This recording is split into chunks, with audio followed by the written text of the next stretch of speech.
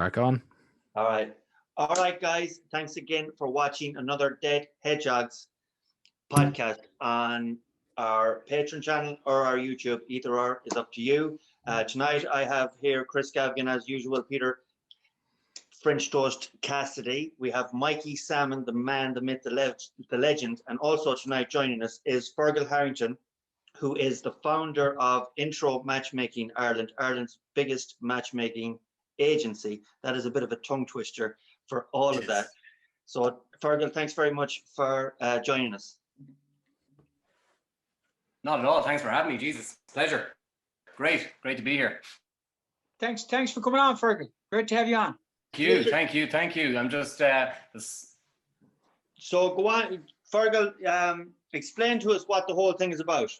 Myself and my wife were introduced there about 10 years ago by my brother, and he said, I think you're single, she's single, I think you should check her out. Let's hook you guys up. So my brother set us up, and then a few months later we were chatting away about all our mates, our friends, our colleagues, all people that we worked with were moaning about how annoying it is being on Tinder and Bumble and all the rest, and they can't meet anyone, and Ireland is just an absolute joke of a place, and everyone's either hamified, drunk, and they've fallen all over the place, or they're just, on Tinder and not really able to know who they can trust. And especially in rural Ireland, when everyone knows your business and it's twitchy curtains and nosy neighbours and this, that and the other, no one wants to admit that they're actually looking to meet anyone because that's a sign of weakness. So we said, fuck this, let's just, set something up. Let's become the most private and confidential dating service that people won't be embarrassed to actually join.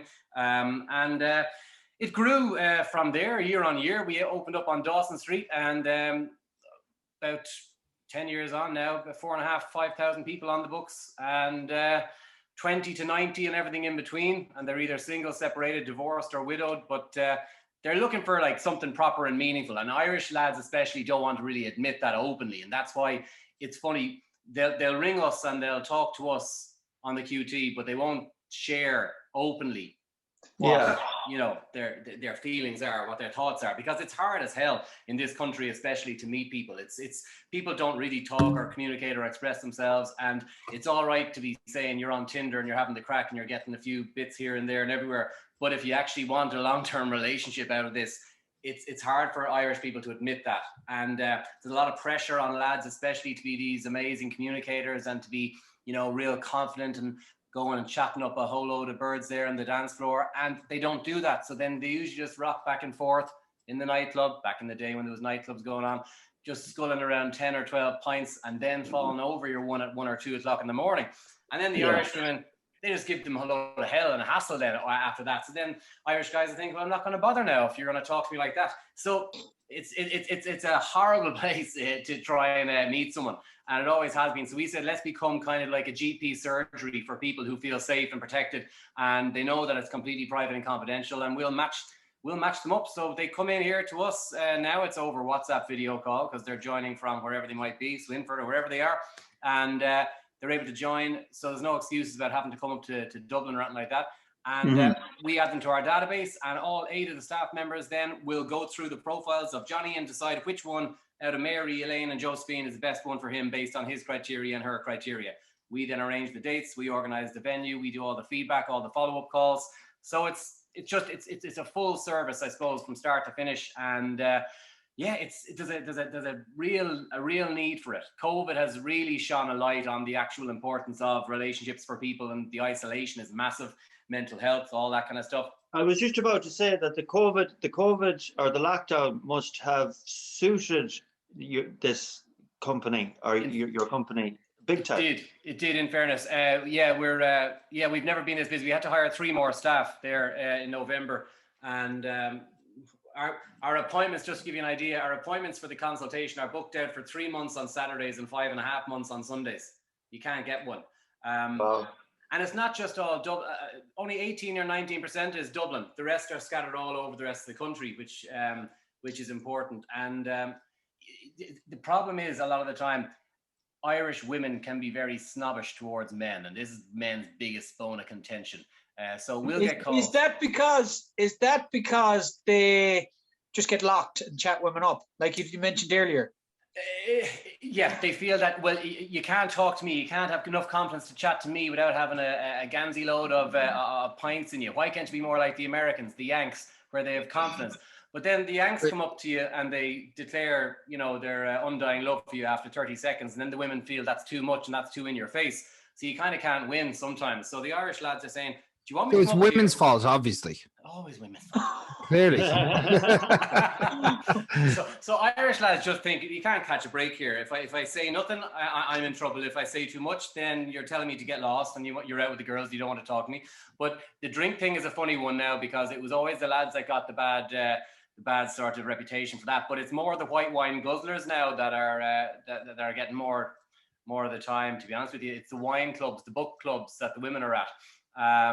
So we're getting more men now coming in saying, I don't want a white wine guzzler, please. So John Joe back in the day, who was sculling 20 pints, he would have been getting a terrible reputation. Now it's the other way around. It's flipped completely. But the snobbish thing from women towards men is that they'll call us every day, and about 8 or 9 times a day we have to say no to women, because they ring up and say, unless he has a PhD or a master's, I'm not going to go near him, because I've got 20 letters after me. Do you think it's the dating scene? Is it a woman's world? Do you know, it's weird. That's a good question, but no, women's expectations and their bar is up here. Men's down here. Men say, do you know what? I want someone who's down to earth, grounded, easygoing, just says yes if they mean yes, no if they mean no. I don't want airs and graces. I just want, someone to spend my days with, have a bit of crack with, who looks all right, looks after herself. Men are exceptionally balanced when it comes to actually. I suppose it depends on the individual. I suppose there's.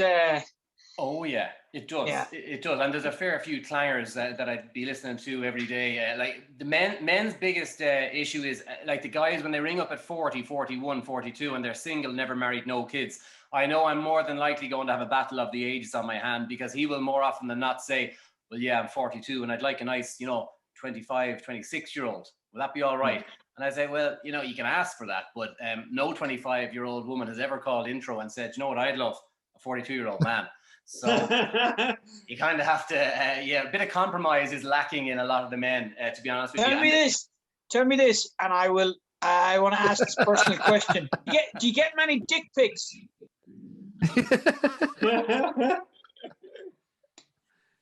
That's thunder.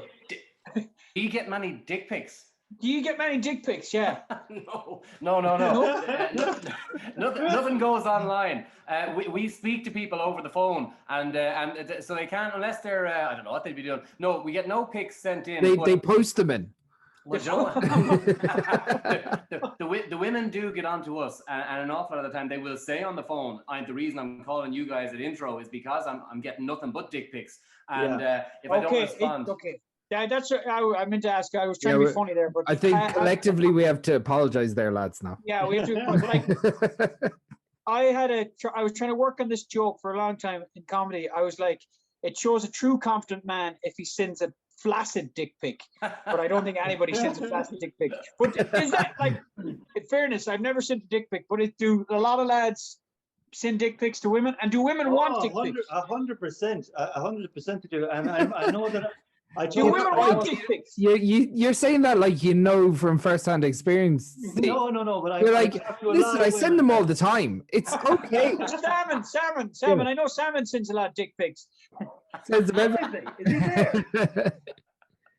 Yeah, we're all grown-ups here. No, they could be a grower, sure, I suppose.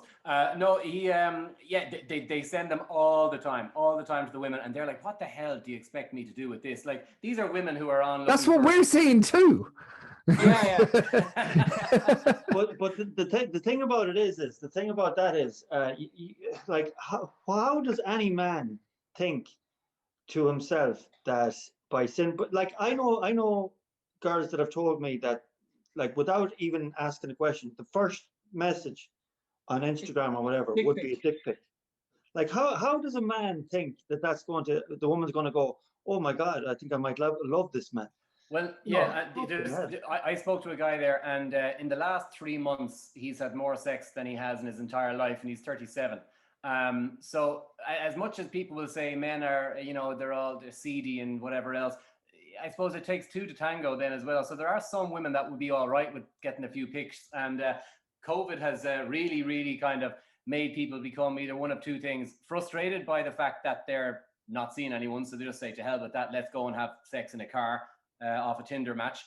Or the other is they're so paranoid and anxious about catching something, they're kissing through masks and not even like, wouldn't hold hands. Like, so there's two extremes, and like what we're just seeing is now people said, feck this now, 1 year is gone, a second year nearly gone. Let's not regret the fact that I, lost the best years of my life. Let's get on with things. So it's given enough, especially lads, it's given an awful lot of Irish lads to kick up the backside to actually stop procrastinating and actually get moving and not moan about the fact that I'm single and then also do nothing about it. So it's made people really much more proactive and much more grounded in terms of what they're actually looking for, which is great, thank God, because managing expectations in here is our biggest thing. So the fact that they've been looking at those pics and all that nonsense was going on Tinder, if you're a 42, 44-year-old man, you're thinking, geez, I do want to settle down, I do want to have kids, I do want to have the whole shebang, I better cop on. And that's really what's happened in the last year. But it's not lowering the expectations, but it's just managing the expectations is our biggest thing. But from the men calling at 42, 43, they're the biggest culprits. They're the biggest, culprits of the age gap issue. And when we try to tell your man that, look, we can't get a 25-year-old to agree to meet you, even though you want kids. You see, he wants to go out with her for 3 or 4 years. Then he'll propose. Then 2 years after that, he'll get married. And then he'll be ready to have kids. Because he's a lot of the time living at home with mammy. And he might have a little bit of Peter Pan syndrome going on, a bit of commitment phobia going on. And he wants everything, but he doesn't want it right now because he's probably going to inherit the land. And he'll say to Mammy, do you think I should meet a nice woman now? And she says, Ara, no woman will cook or clean the way I do. Stay where you are now, you're grand. And it's really... Who are these fucking mothers? They're everywhere. They're everywhere. I don't know anyone. Like... Yeah, you farming background. Yeah. Surely it's moved on from that. There's not still people like that, is there? Swear to God, it's every day. I get calls every day from this, and it's Irish. Basically, Mammy doesn't talk to Daddy, and they haven't slept in the same bedroom for the last 25, 30 years, and he doesn't say a word to her ever. So she's thinking, to hell with this. I can't lose you as well. Stay where you are. I'll cook and I'll clean and I'll do everything for you. And then at 90, they die, and he's 65. We get calls from 65 to 70-year-old lads every day saying, here, what's the story? I do need an heir to pass this land on to. Would you have any nice 35 to 40-year-olds that you could send down to wherever? And we say, would you believe now, I don't think we're going to get much joy in that, Johnny. And then Johnny will compare himself to Ronnie Wood. You tell him to send a few dick pics then, no? In fairness, he has an iPhone now. He's on bill pay. Well, no, they'd be too paranoid about that. Sure, an awful lot of the lads that would ring me wouldn't even have a credit card or a Visa debit because they think the banks are going to rob them. Or course, Oh yeah, no, they go into the post office. It'd be credit union jobbies all the time. I know you said. Is this more a reflection on isolation in rural countries? Like there's an isolation, and COVID there's been an isolation before COVID, and some people say there's a demand for, like, I know the Healy Rays are saying you should be allowed to drink and drive because the pubs back in the day, I'm not justifying drinking and driving, do you know what I mean? But the Healy Rays said there was a social outlet back in the day with pubs. This is highlighting how isolated these old men in the countryside are, and the countryside is getting isolated. So yeah, but it stems from the parents not letting the kids just go and fucking be free and just do their thing and go and travel. It's Johnny who's never left the village. He's never left Sneem. And so then he rings me and says, do you have women in Sneem? And I say, I do, yeah, but geez, it doesn't mean they're right for you. But he thinks from a man point of view, sure, I'm a man, I just want a woman. Just get me any woman, that'll do. And we're like, oh no, there's a bit more to it than that there, Johnny. So that's where I mean, like, it's, if you're a man who can talk, if you can open your gob and say, how are you? Nice to meet you. I'd like to bring you out for a bite to eat. You'll clean up. Whereas women are looking for things where I want a wine drinker. I want someone who likes traveling. I want to meet a man. One woman said to me, I want to meet a man who's traveled Italy in a classic car. The bar at a different level. Really narrowing it down. Oh, like deadly sort of stuff. And what's her number? My line is, the people we don't take on are people you wouldn't want to date. And it's that policing of this database that actually leads to the overall success. But the stuff you hear, like etiquette on dates is one of the funny ones that will always come up, and it's always something that you wouldn't believe how basic you need to give advice for some men. Like we had one guy, he went to a dinner date, and she was there all dolled up to the nines and eating her lovely 3-course meal, and he's there, likes his food, sitting down, bit of veg and whatever else, all the rest, grabs the gravy boat and just knocks back the gravy. I love it. So, Fucking fair dues to him. and I think the same guy, he went on a date and he only ordered chips and soup, and then he proceeded to dip every chip into the soup and suck the soup off the chips and not eat the chip. Okay. It sounds like you get a lot of simpletons fucking right. It's correct, to be honest. Like these people are not fucking normal, man. Like you aren't great. They make for the best stories, maybe, but no, they're not all like that. They don't all do that. It is funny though at times. Like we do feedback calls after every single date. There's 100 dates a week. Even still, like this, they're doing their Zoom dates or WhatsApp video calls, or else they're going on coffees and walks. But the stuff you'd hear back, like, my God, as seen on Irish dates, like the girls get some crack altogether. But a lot of people How does a Zoom date work? So yeah, we set up the thing for them. We send them out the links. They and it's set up at a scheduled time, 7:30 on Saturday. They treat it like a proper date. They get all dressed up. Have a few drinks at home, saves on taxis, saves lots of money. And they'd be on for 4 and 5 hours now, chatting away, building the foundations of a relationship. So and these might be guys that never heard of Zoom now, up to their 80s. So it's great in one sense. So they'd build up on a bit of a relationship. They'd meet up then usually on the QT, privately. They organize themselves. We can't be seen to be organizing that if it was within the 5-kilometer or 20-kilometer limit. And now though, like there's more and more people. We went in yesterday or the day before to collect post, and there was three postcards, letters, things. 2 of them were engaged already, and the other one is pregnant, and they only met since the start of lockdown. Same man. Yeah. He's done particularly well. Yeah. Jeez, he fucking must be paying you well. So tell us this, Feargal. If Chris there is a single man there, if he wanted to get spruced up, he got everything ready. He shaved the pubes, he shaved the chest hair. He already done, mate. Already done. Waxed down below. How much for Chris to get him sorted? Is it a weekly thing? Is it a subscription? Is it a one-off payment? Is it?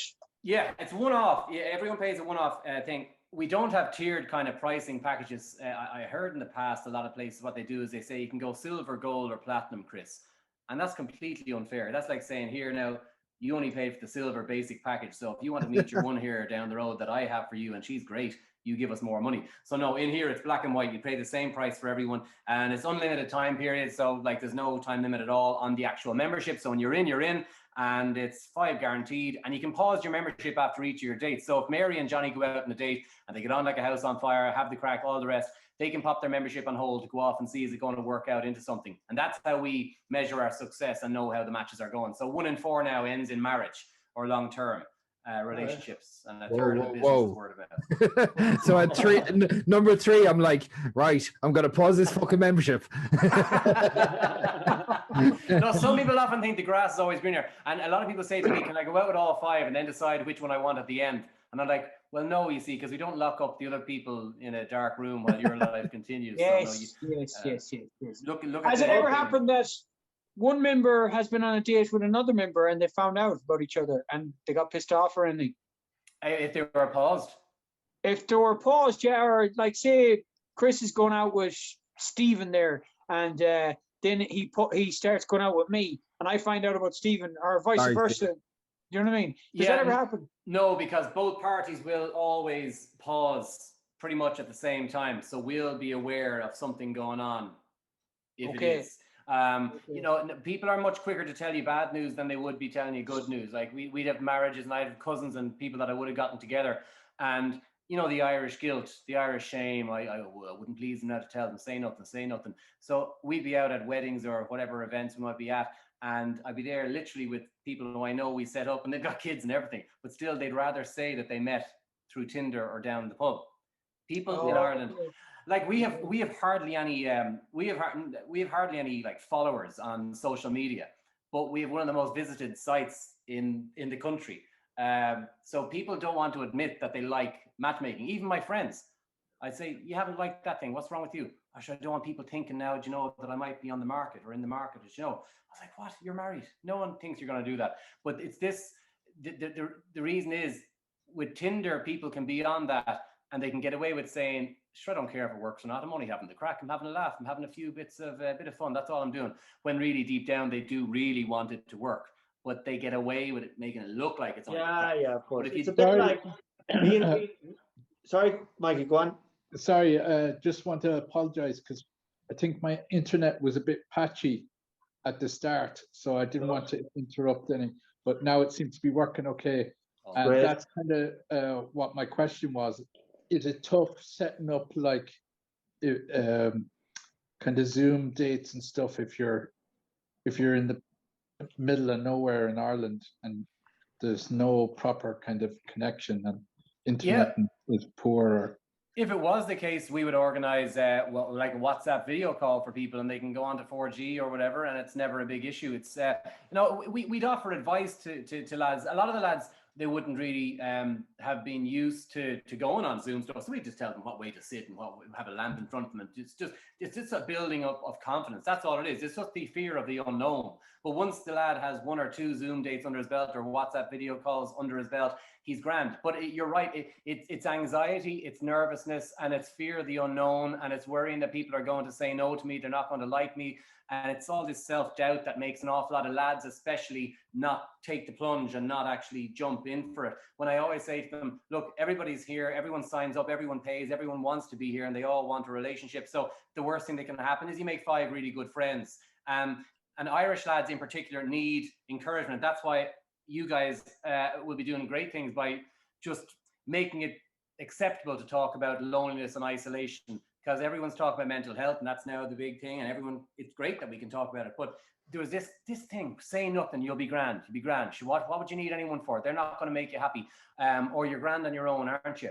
And then what's meant for you won't pass you by. Probably my least favorite expression ever. Yeah, it does pass you by, 100%. and just get on with things. And don't be, it's like the guy who moans about his job every day coming home and just bitching and moaning about it, but he won't do anything to change. He'll never put himself out there to a recruiter.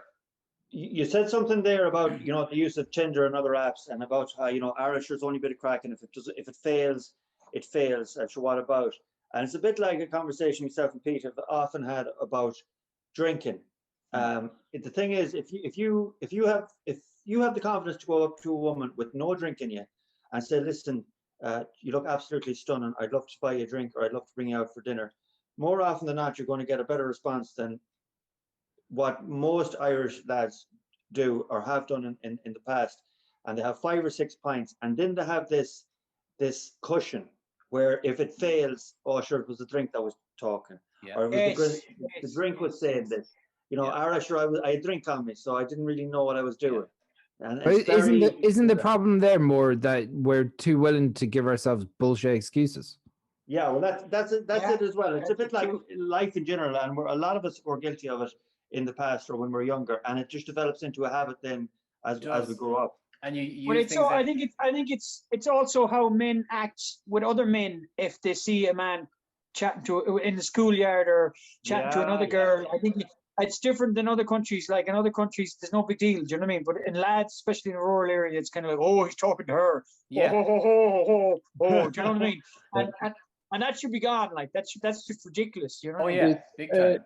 I just wanted to add to that as well. It's just from my own experience. I was dating this African girl, but we've separated now, and I'm in a different relationship, which is good. But no, her African friends, female friends, always said, "Why don't Irish lads come up and say hello or talk to you when you're in the especially Pete or whatever?"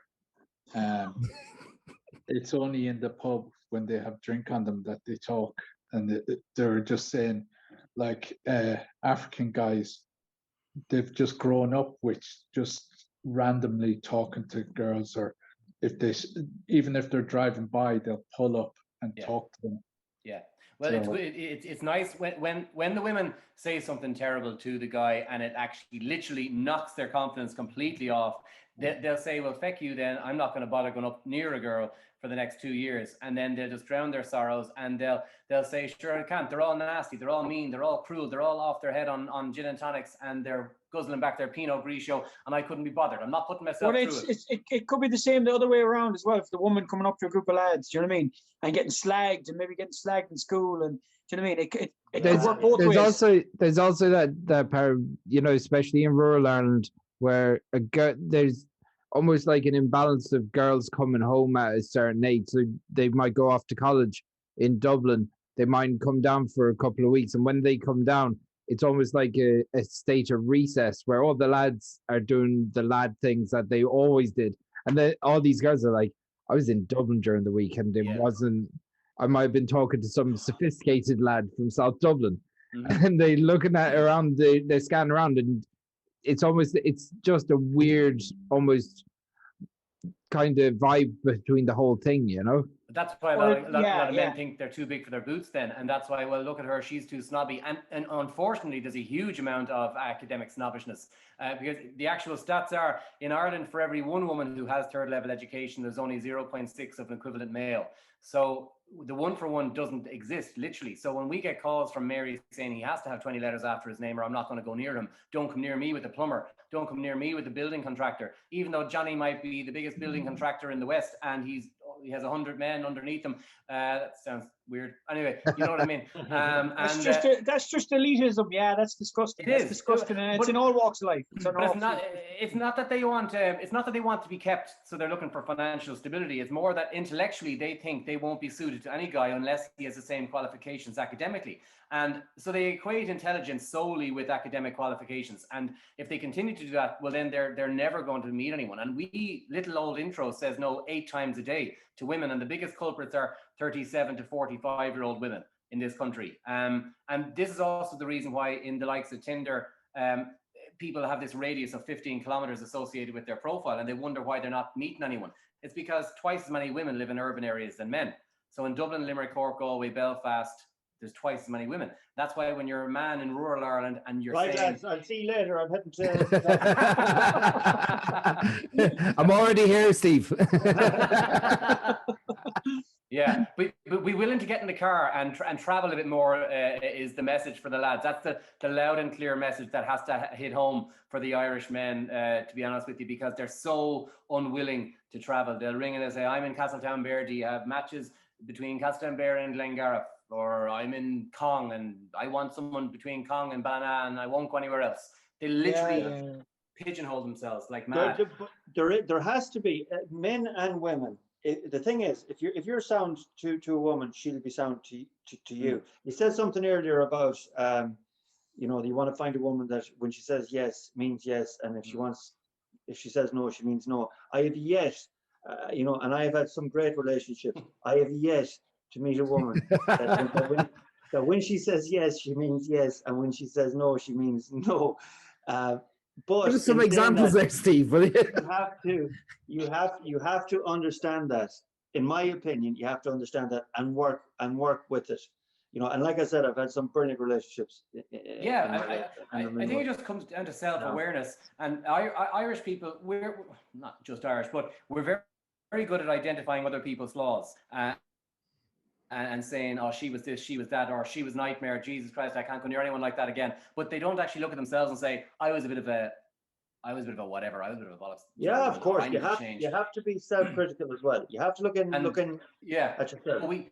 But we don't. We make sweeping generalizations. You said something earlier on about using things as an excuse, and they do it all the time as well. They say stuff like, oh, sure, geez, I couldn't possibly meet anyone further than an hour away because the last relationship I had was long distance. Long distance doesn't work for me. And we're saying it wasn't the distance, it was the fact that she wasn't right for you. It's not the distance of that person.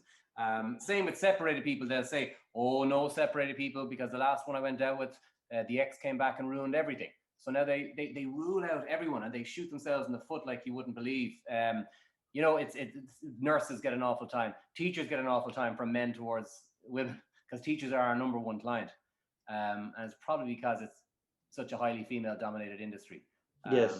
And men will often say, "Oh, sure, geez, the teachers," and they talk down to you, then put the finger down to you and looking at you and talk to me like Is a that child. is that Gareth, fear? Is an element of fear in both parties? They're afraid of rejection. There's that, and you mean in terms of people refusing to meet certain people from different walks of life? Or is it a reflection of how there's so much inequality in Ireland? I just think they use it as the excuse, and it helps people sleep better at night if you can actually pinpoint a reason that deep down, if you were honest with yourself, you know it wasn't the fact that it was distance, you know it wasn't the fact that she was a teacher.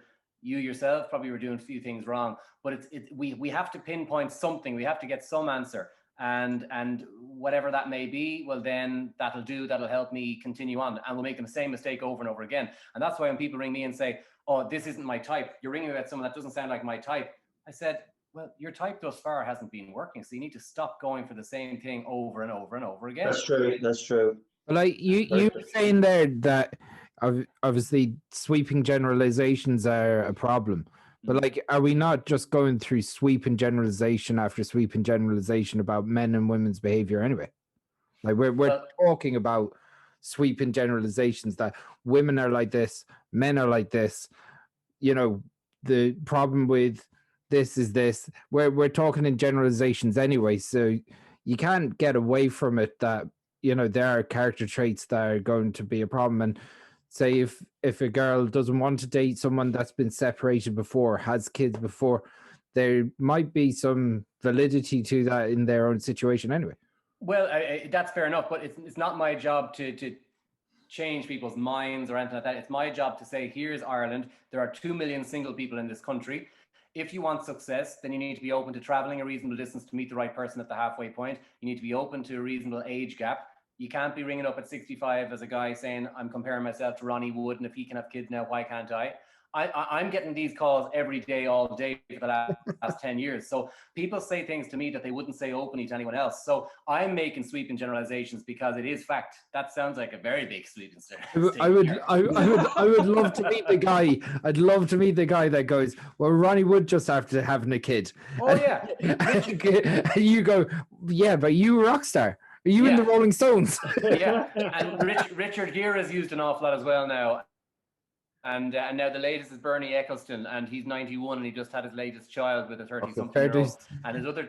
It's good to be a billionaire, isn't it? Yeah. If you own Formula 1 too, Johnny, you could get that. But that's the point. We don't compare like with like. But I suppose in year one, we opened the doors, and we did not expect what we were dealt with. And the main issues, we just couldn't believe it. Everyone told us we were crazy to set up a dating agency in the past anyway. And then we did it, and we thought, geez, were they right? Because people were absolutely head melts. It was just horrible, the experience. And it was the age thing was absolutely massive. Women will call every day and they'll say, I'm 55, but I look 45 because I do Pilates, I do yoga, I eat fish, my omega levels are very high, and I drink about 10 pints of water a day. So my complexion is amazing.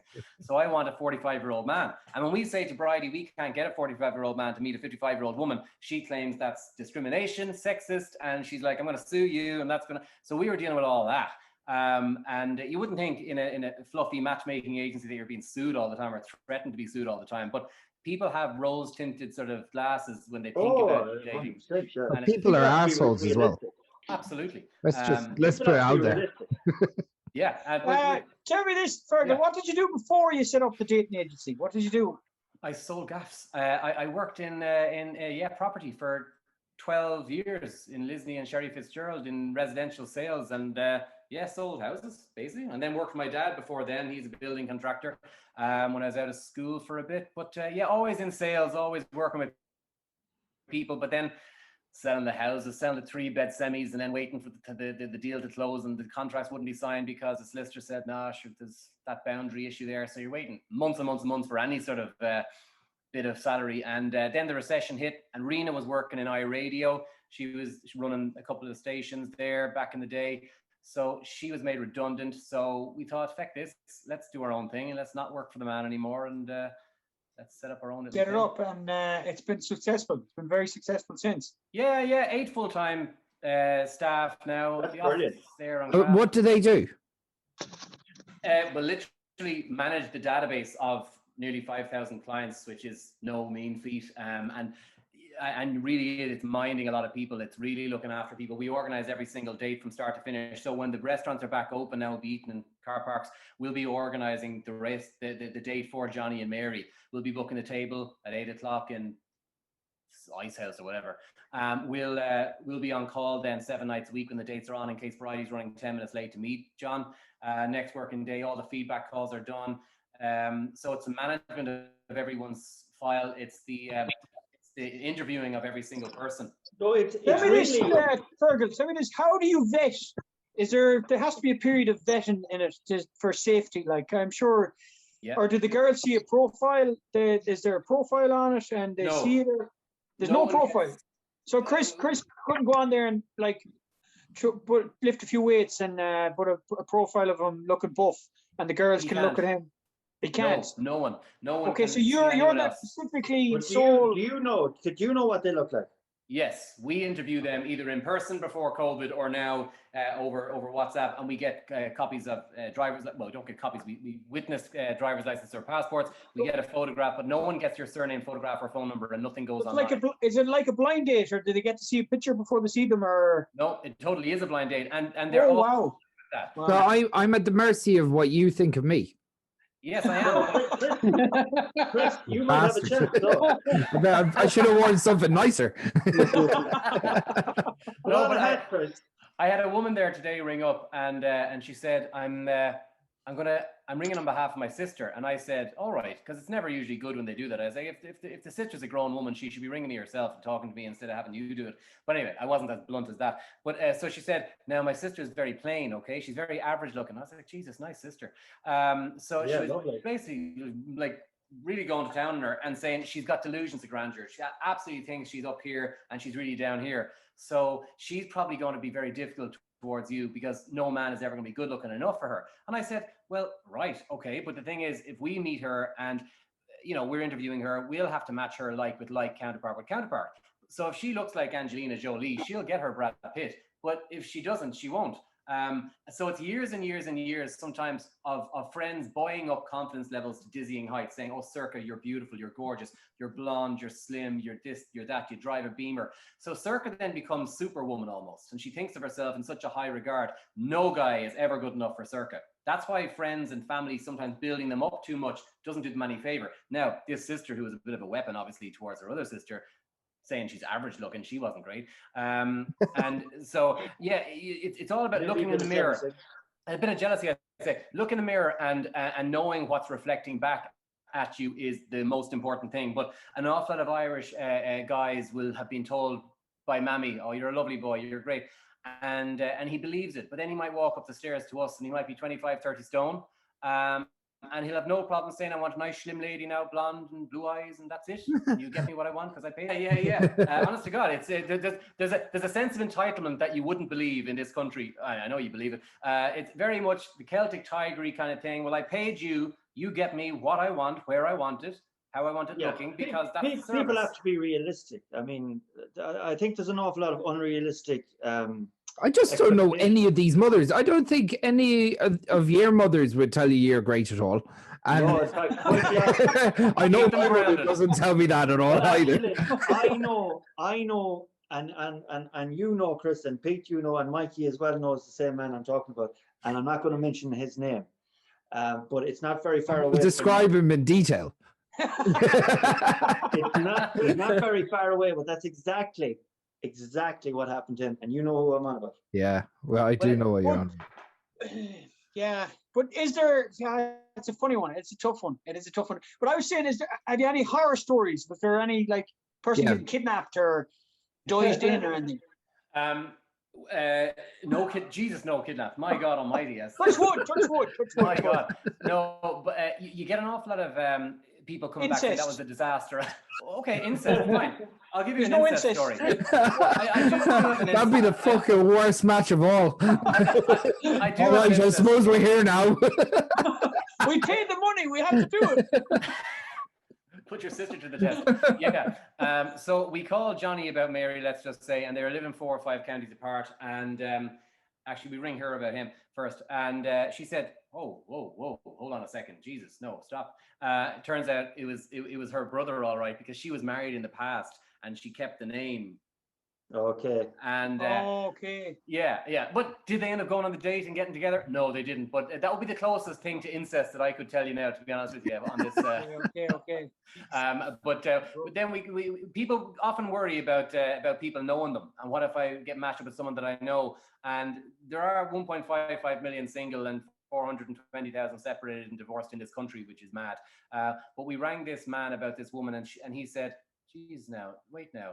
My wife cheated on me with that woman's husband." That's ideal, so that's fucking perfect. And they met when the shit hit the fan. They met to discuss, when did you hear, what's the story, anyway, and they absolutely fell for each other. But they decided that either we get together now and we do a family swap basically, and we put our kids through counseling for the next 10 years, or we just maybe don't be selfish. So they decided not to. But then we ended up matching them 4 years after that, so we're quite happy, and they lived like 2 or 3 counties apart. Irish people worry about people knowing their business the whole time, but you'd be very unlucky to actually be matched with someone who you do actually know. I mean, one guy did go on a date at one stage. Oh, actually, this is better. This guy met, not through Intro, he joined Intro because of this. He met a woman from Australia online, and she said, "I'd love to see you. Would you like to come over and meet me?" And he said, "Yeah, I would." Like, she was pretty hot and everything was going well. And so he arrives over, and she pretty much ghosts him after traveling over from Tipperary over to Australia. Not once, but twice he fell for that. Twice. No joke. So he flew to Australia twice for a date. Twice. He's a fucking gobshite of the highest order. He does it like he's a bollocks. Let's be honest. We're not. Listen. He's not a bollocks. He's just innocent. He's innocent. Innocent is the word. Yeah. You're innocent the first time. You're a fucking idiot the second time. Well, yeah. You're more wise to the situation that people would be that mean. And that, you're halfway. You've just after landed in Dubai, and you'd be like, "This feels familiar."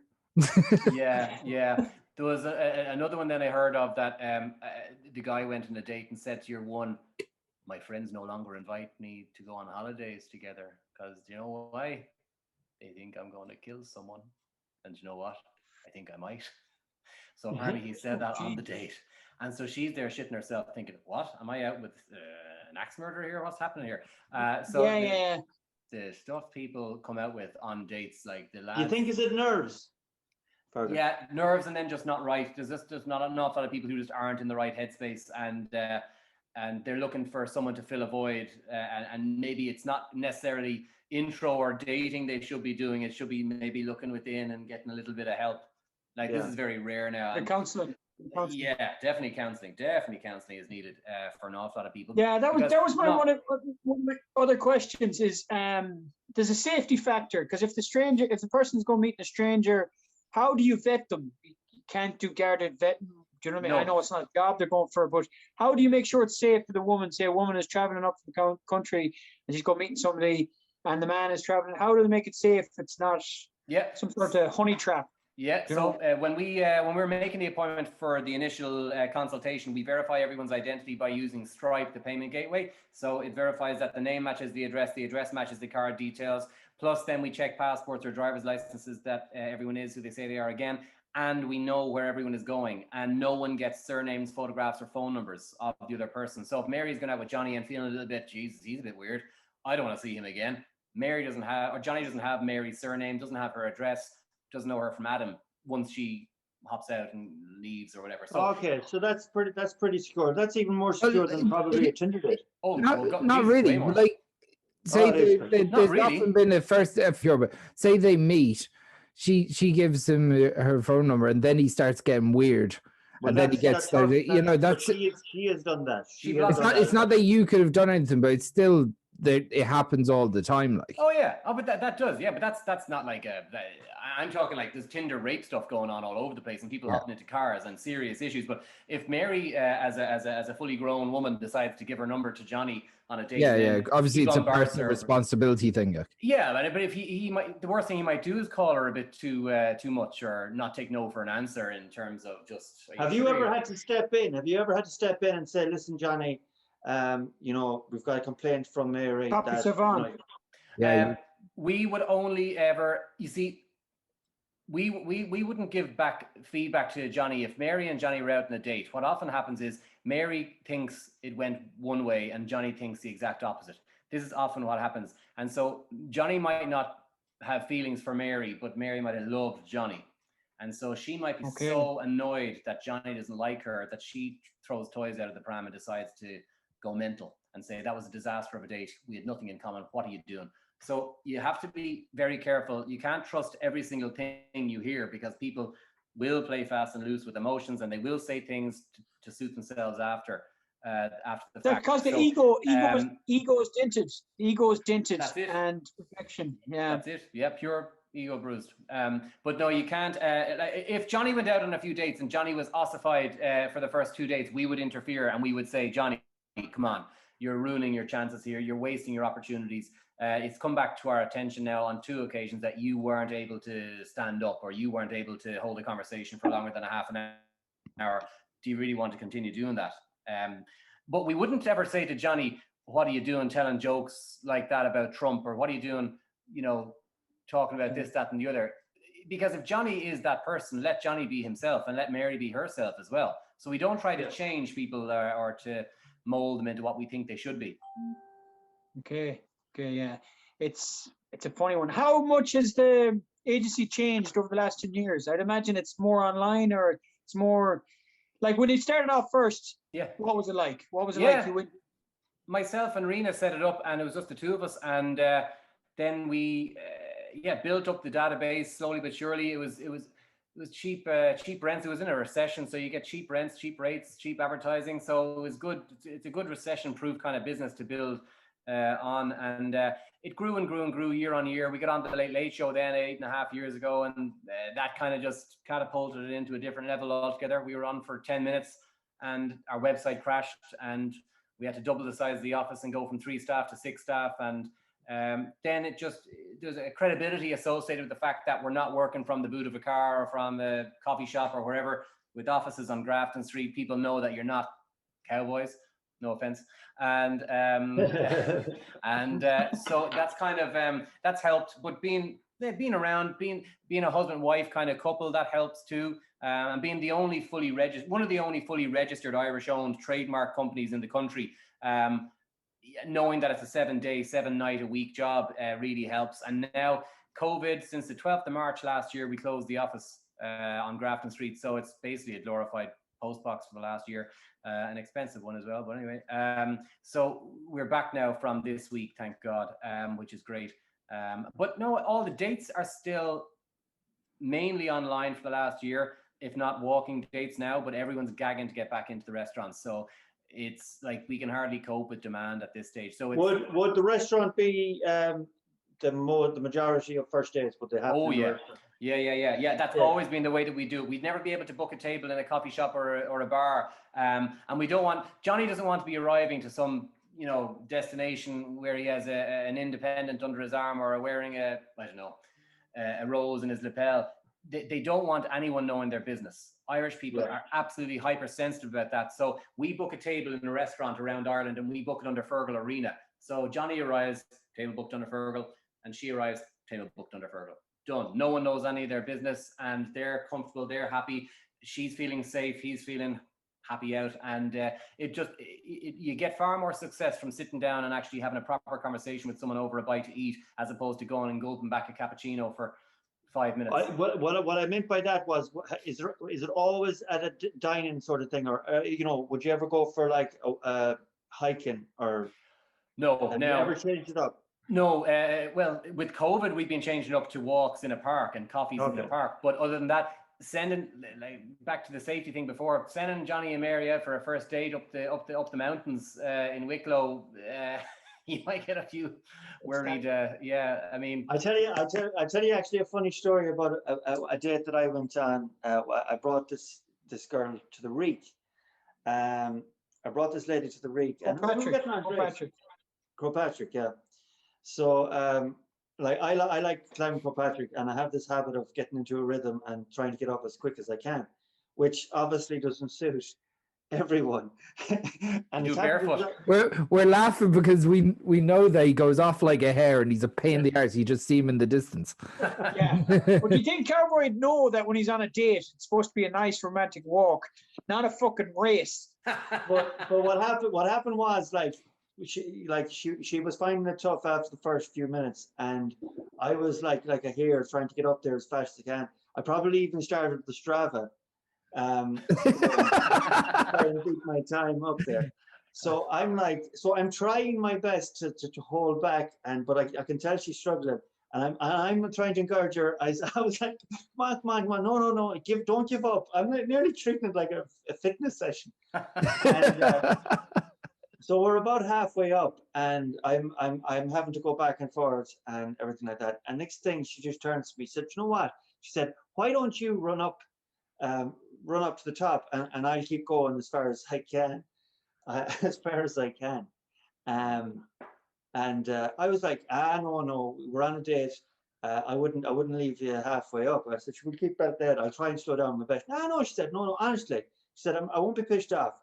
I said, "Are you sure?" And she says, "Yeah." So I just sprinted up the hill, and I thought I'd meet her halfway down, but I came straight down again. I literally go up, don't even take a picture, or if I do, it'd be a quick picture, straight down again.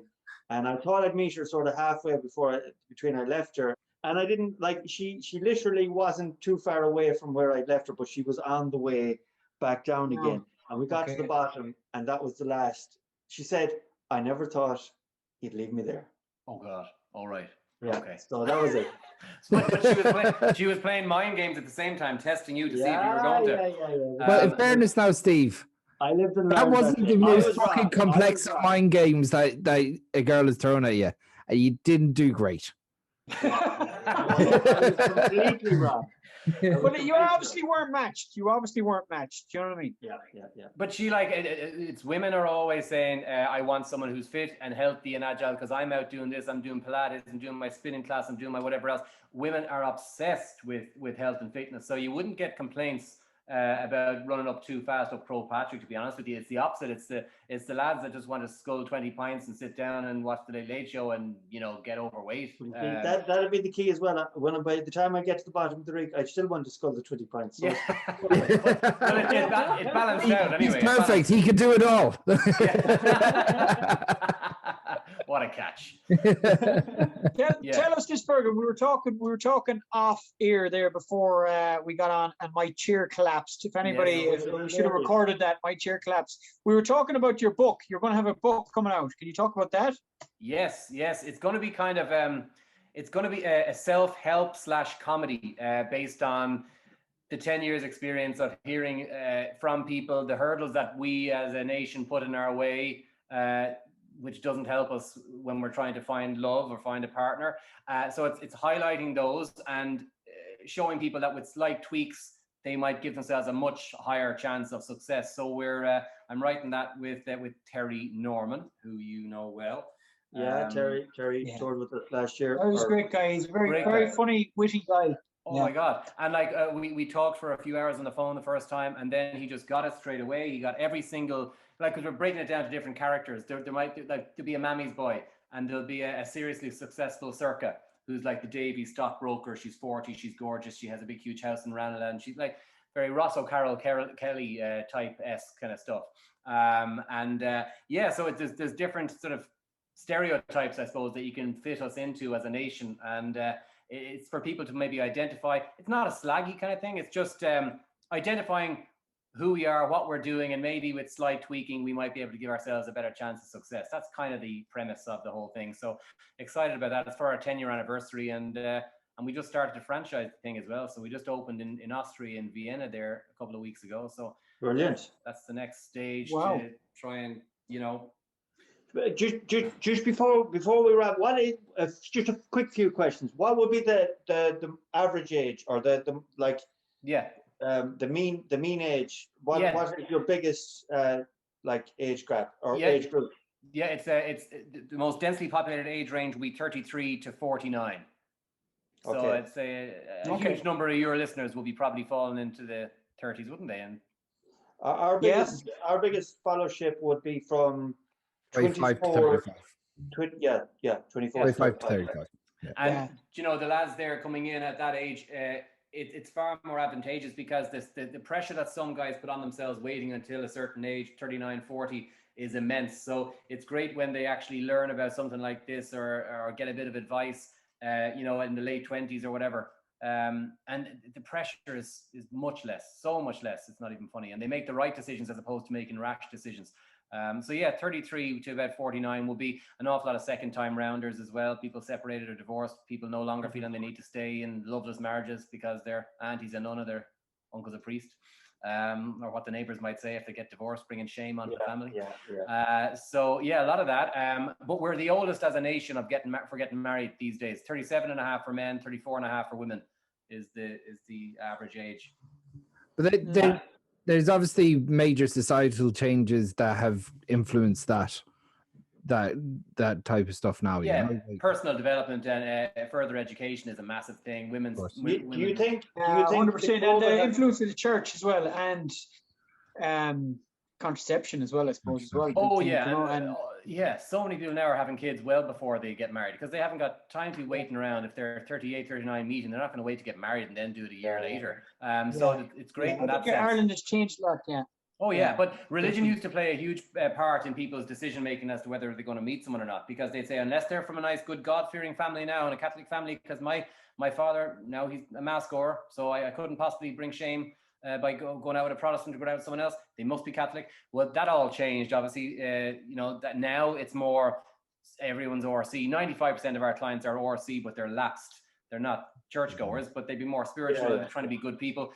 Now what's happened is it's the dating has become much more politicized. So people will say anyone but a Trump supporter, anyone but Sinn Féin, anyone but Fianna Fáil, anyone but Fine Gael. And now it's the latest is obviously COVID.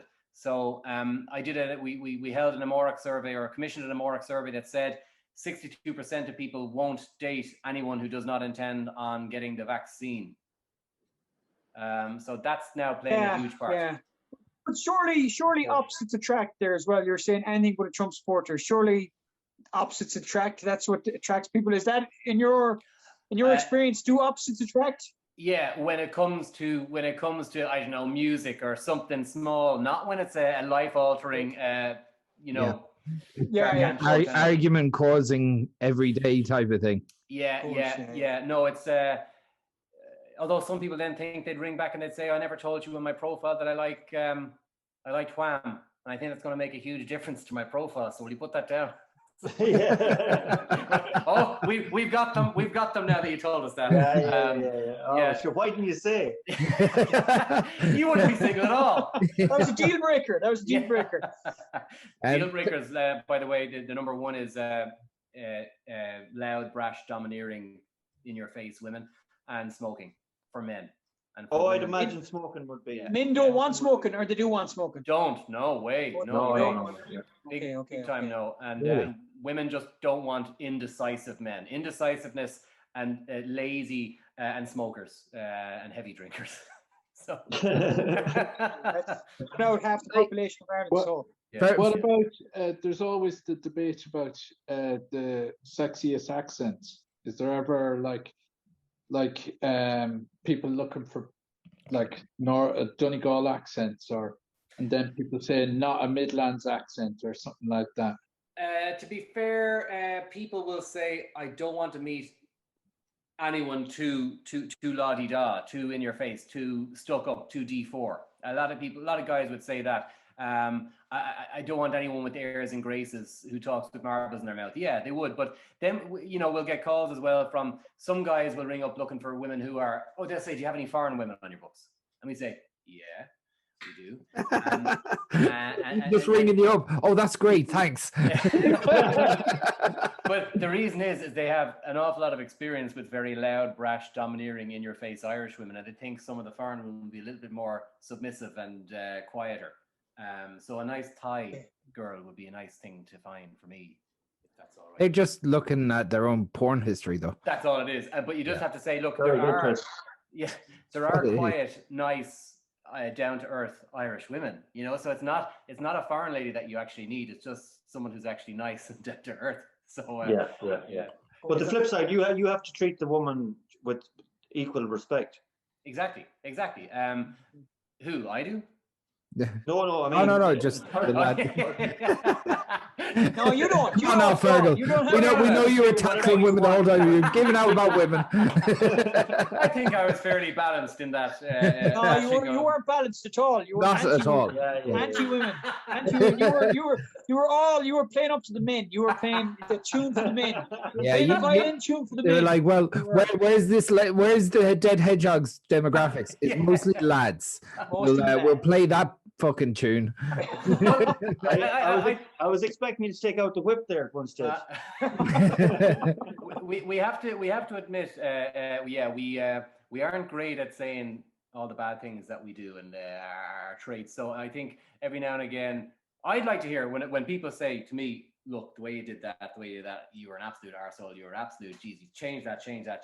But an awful lot of guys, they don't realize until they're 50, 51, 52, and they could have, they don't want to be a 52-year-old changing nappies. But if they just tweak things slightly at the 40 stage, they'd be laughing. And that's why I don't like sugarcoating stuff. I like being very blunt and very honest, because all I've been doing is listening to people for the last 10, 11 years saying what their issues are, their hurdles are.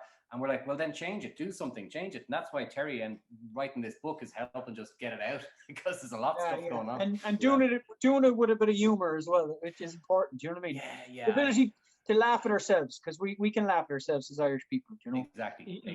You said earlier about age gaps or age gaps. So do you find that women sometimes prefer older men? When I say older men, I'm maybe 5 or 6 years older. Have you found that a lot? And does it work on the opposite for men? Do they want even 5 or 6 years younger women? Or what is the best age gap?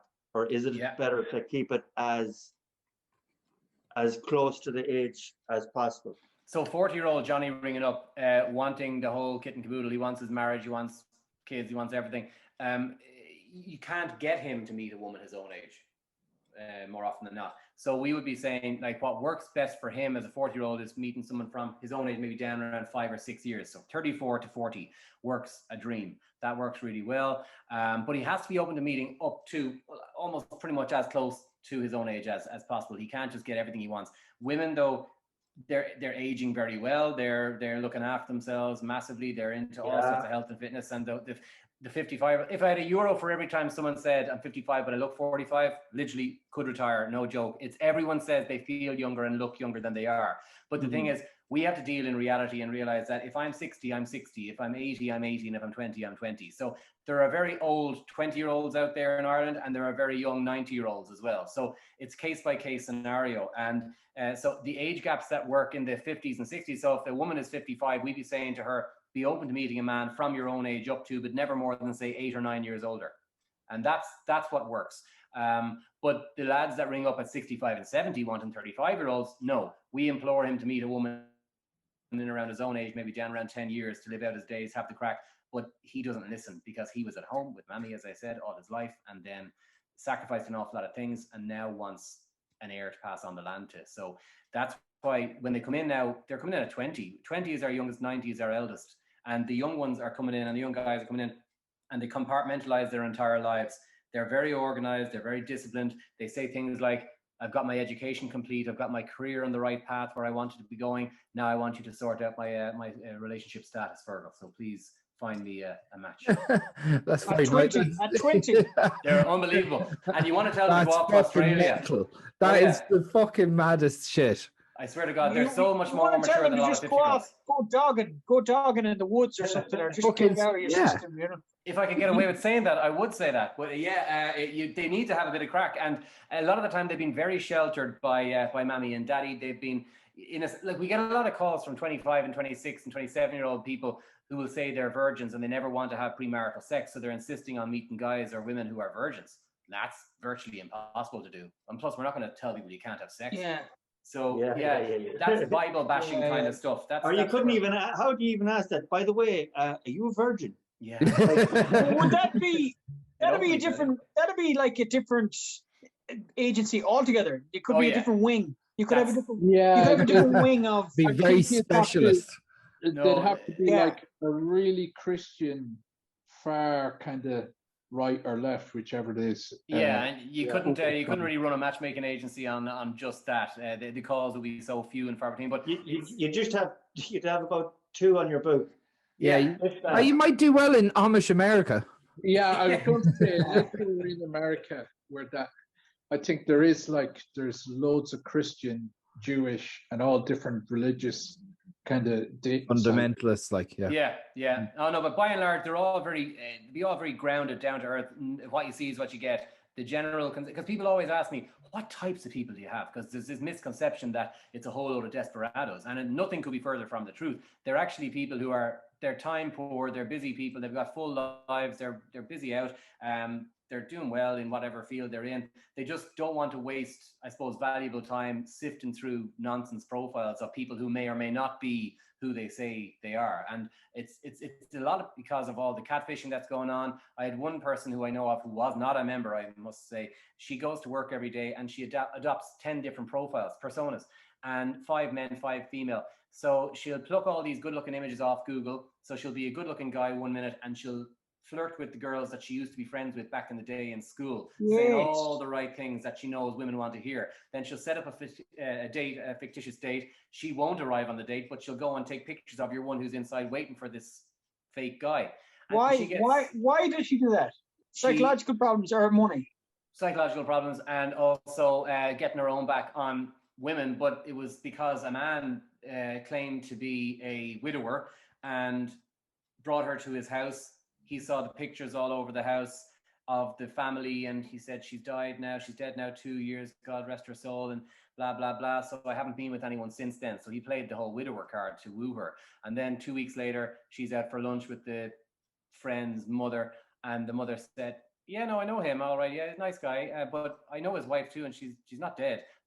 So he had 6 women on the go at the same time, claiming to be a widower.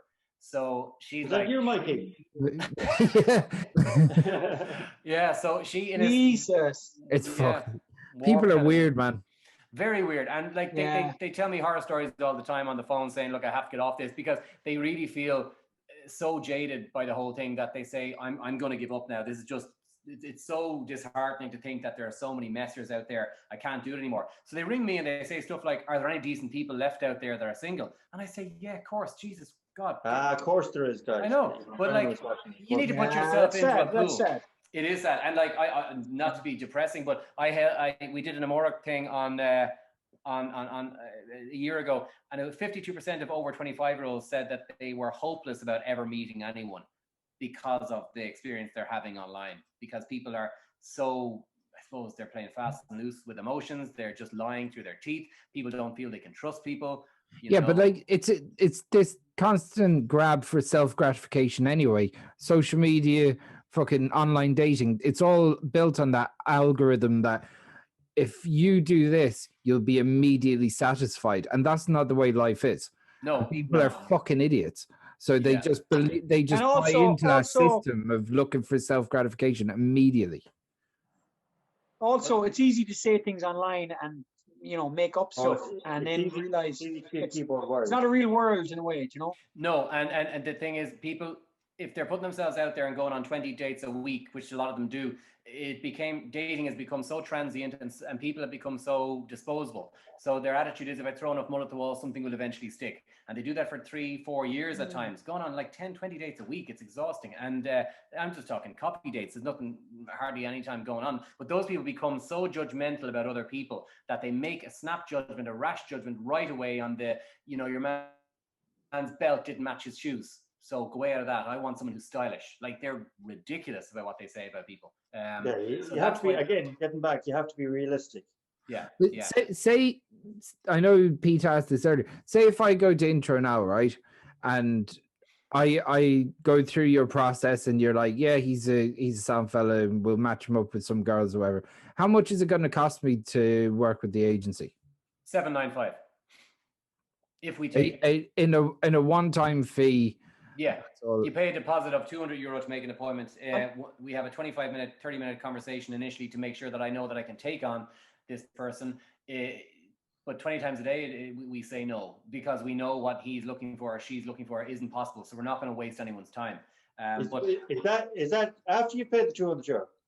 No, you pay nothing before we decide. And then once we've decided, okay. So it's a quite elite. It's a quite elite agency. You've no time wasters there. You've no like Johnny that wants to ride. Like, to meet somebody. No, Johnny will eventually want to ride, and he will eventually get a ride out of it if he has a relationship out of it. But I tell you what, Johnny's a fucking busy man. I know. My friends keep on telling me I need to get new ones. Johnny and Mary is used. One Johnny. I hope he's wearing a Johnny. For many reasons. I hope that's the name of your book. Johnny's a busy boy. But geez, yeah, no, it's they do very well if they just they come in. Yeah, so it's 5 guaranteed dates, no time limit, and 8 humans make the decision on the matches as to why he is right for her. That's something that no algorithm. We were talking about Myers-Briggs or whatever it was before. If there was an algorithm that existed in this world that was an absolute no-brainer and 100% guarantee, a Match.com or a big multi-billion-dollar American company would have bought it, and there'd be no single people. So it doesn't. There is none. So it's human gut, it's intuition, it's ticking boxes. That's the beauty of human condition. Yeah. Yes, and that's why this kind of thing. So it's 795, you said, and is that for unlimited? Is it unlimited till you find a match? Unlimited time period, but it's for 5 guaranteed introductions. But the dates only happen when 8 people have decided that this is why Pete is right for Elaine, and then the date takes place. So, and then you can pause your membership after each of your dates for up to 3 months, so it gives them a nice opportunity to pursue things and develop things. Or with COVID, people might say, I'm a bit anxious, or I got an elderly granny or whoever that I don't want to be around. Can I just pause my membership? So there's no issue. When you sign up here, you're signing terms and conditions that are 7 pages long. So you're protected. Everyone's safe. And that's why they come here. Okay. It's nice that you can pause it. Nice that you can pause it. And Irish. Can you pause it? Can you pause it after your first date? Oh yeah. And then if you match up and we say you're going out with someone, do you pay the amount in full then at the end of it? You pay the amount up front when you have the consultation. Then you go on your first date and you go on pause. Yeah. And you can pause for up to 3 months. If it goes on after 3 months, you're deemed to be in a relationship. So you can't pause forever. We can't have Johnny and Mary going out for 7 years, then come back and saying, can I get my 5th date? And they do try. He's coming back and going, in fairness, she's got the kids tonight. You might put me over there, will you? And they do rejoin all the time, though. We get loads of people coming back. And Johnny might meet his first one, and that might be it. He never bothers with the rest of the dates. And then the next guy comes in, and it might be 15 or 16 dates that he goes on. But he's fucking expensive date, man. Well, okay, on that, I completely disagree, because Johnny would be often going out and he's sculling back pints, spending 150 on a few shots and a few pints, getting a taxi home, getting a takeaway chipper on the way home. He'd easily go through 150 a night, going out trying to meet one. Well, another thing, Feargal, when we finish this podcast, is there any way we could get Johnny's number? Because I would love to get him on the podcast. Oh, yeah. I do need to come up with a few new names, don't I? But it fits. It does fit. It does fit. It does fit indeed. Listen, Feargal. We won't keep you too much longer. It has been actually a very entertaining podcast. Where can we find you? So intro.ie is the website, and there's about 400 pages of information there. And I've got my own podcast as well, actually, called "Is This Why You're Single?" And there's an ebook that you can download as well. And that people find that quite helpful. But intro.ie, but then our Insta is Intro Matchmaking Ireland, and we're on Facebook as well. But the best thing for people to do is, if they're interested, pick up the phone or send an email through the website contact form, and we'll get in touch and have the very non-committal, no fuss, no drama conversation over the phone. And it's never as big a deal as they think it's going to be in their head. Yeah. It's never as big. We'll share them links on underneath this podcast. So it has been very, very interesting podcast. Guys, have you any other questions before we let Feargal go? I don't think I have any question. No, I can't think. I mentioned dogging. That was as far as my questions went. Keep it classy. Set up a special dogging intro, like a special edition for the 10th year. Do you know what I mean? Like a webcam and So dogging. I would have never put you down for a dogger.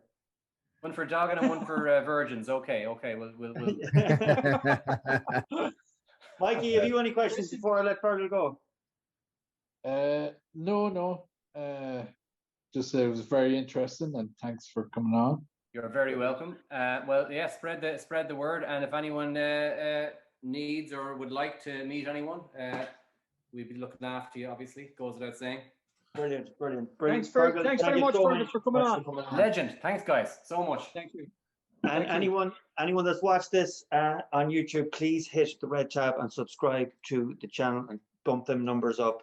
And also, if you'd like to become a patron member, please do. It keeps these brilliant podcasts going. And also, we've extra material on our Patreon channel, and we've goodies and exclusive offers on our Patreon channel. So please become a patron and keep the ball going. Feargal, thank you very much for coming on.